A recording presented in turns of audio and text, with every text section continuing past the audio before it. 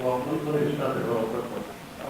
There are a lot of things to do, and the biggest impact that we can immediately have is to encourage no-till farming.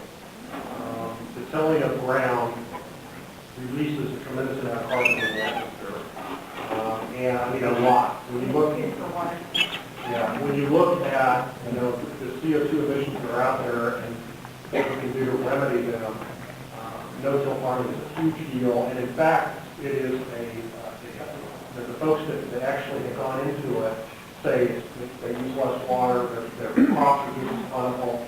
It's also very likely to receive green credits. Right now, if you no-till farm, you get green credits that you can sell on the Chicago Climate Exchange for not very much money, but if Congress passes the cap and trade, those green credits will be worth a lot of money. The governor announced, as part of the veto of the initial Vulcan bill, the creation of an independent commission that would thoroughly study all of the options out there available in Kansas to reduce our carbon footprint. Right now, on a per capita basis, we're 10 fourths in the country. That group will be, its membership will be announced here in the next few days. There's a who's who of people from all sorts of industries, including agriculture. And we have it facilitated by a group that will come in with a list of like 300 different options, some of which include ag. So ag is a major part of the solution.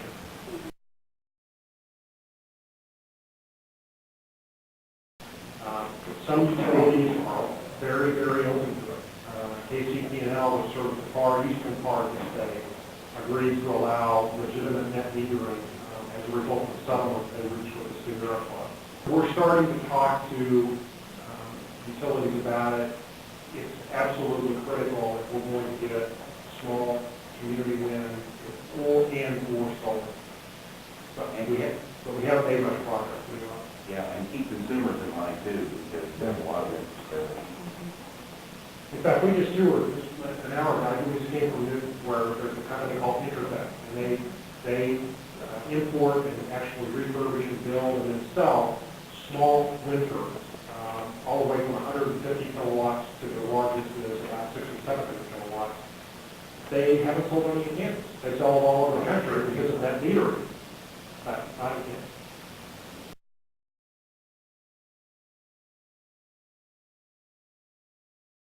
Well, first of all, you're very right, and sometimes I get this long over, but we didn't take time to get it. There are two different issues on energy. There's oil, and the issue on oil is we're right in. And then there's electricity. And the issue on electricity is we got tons of it. We have 300 years of coal. We have probably 1,000 years to run nuclear power plants. We probably have 100 years worth of natural gas, maybe more.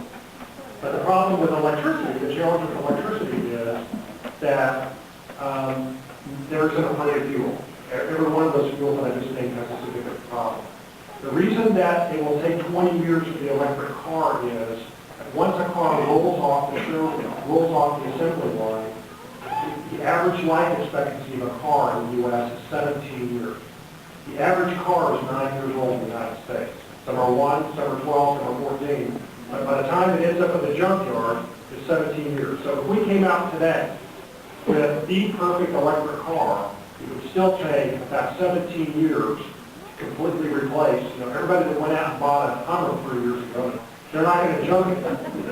They're going to drive it for a while. People that bought, there are a bunch of people that went out to Schofield today and bought a bunch of combustion engine cars. They're going to hold on to those for a while. So it takes 17 years to completely cycle through our inventory of cars.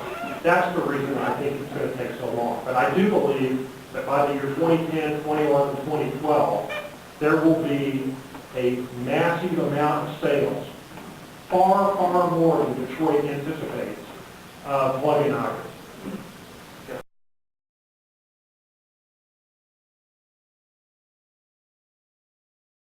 And there are some programs out there which are exactly right. Conservation in homes. Buildings use 76% of the electricity in the United States. Conservation in homes is a huge, and industrial buildings and commercial buildings is an incredible opportunity. Homes that are built in an energy efficient way are buildings save like 30 or 40% above the ones that aren't. And again, the problem is the life cycle of a building in the United States is almost 100 years. So it's going to take a long time to cycle through all these buildings. The architects are doing an amazing job. I don't know if any of your free architects are thinking about it. They're doing a phenomenal job at really getting their clients to build energy efficient buildings, but it's going to take a long time to make up for a bunch of crummy buildings that we built over the last 20 or 30 years. I'm a recent graduate from Wichita State University in engineering, and I'm very interested in getting on the ground level, trying to help Kansas become more environmentally friendly, alternative energy. What's the best way for me to help out that? The three, people ask me all the time, entrepreneurs call me and say, what's going on out there? In Kansas, wind is for real, and I would explore opportunities to get involved in the wind industry. The big wind farm industry is probably overcrowded, and there may not be opportunities there, but there are plenty of opportunities in developing smaller community wind type projects. The second area is conservation. Because conservation is so effective, people that start companies that run around and say to businesses, I can save you, 20% on your electric bill, and you don't have to do anything except give me half of what I saved you for 3 years for the savings after that's all yours. That's a great business model. And then a third huge winner, and I don't know how to get involved in this, natural gas can be a major winner. Because there's going to be so much pressure against coal and nuclear. Natural gas plants only take 18 months to build. And we're going to have shortages of electricity because of the contribution of coal and nuclear. Natural gas plants linked up with wind are a really, really good solution. And so I would look at those three. Those are the three things that we need to focus on.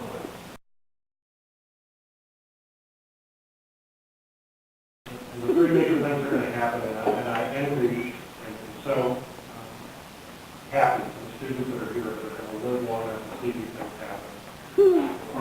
The three are going to be the aging of the industrialized world, the emergence of China and Southeast Asia as the dominant economic powers in the world, and global warming and the implications that it will have. Now, all three of those things could potentially be really negative. You could sit around and talk about, wow, this is terrible, the future's going to be bad, etc. And I really think just the opposite.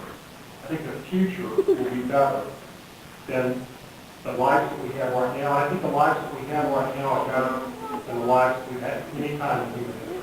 I think things have never been better than they are right now. I think things will be even better 20, 30, 40, 50 years from now. Because as challenging as each of these situations is that I've just described, these three sort of major events that we're going to see in your lifetime, they're all opportunities. And if folks our age, I'm going to put it in our category, if folks our age can just not screw it up enough, I'm confident that the folks that are your age can turn these things into opportunities to solve them. And don't fall to the doom and gloomers. We will solve these things, and life will be better than